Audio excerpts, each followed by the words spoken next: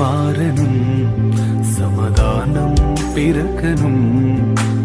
ஜாதி வேற்றுமை இல்லாமல் நாம் ஒன்றாய் வாழணும்.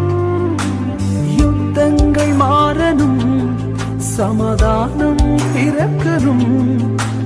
ஜாதி வேற்றுமை இல்லாமல் நாம் ஒன்றாய் வாழணும். இளைஞர் சமுதாயம் இன்றே எழுந்து நீதியை நாட்டணும். இளைஞர் சமுதாயம் இன்றே எழுந்து நீதியை நாட்டணும். நம் தேசத்தை உயர்த்தணும்.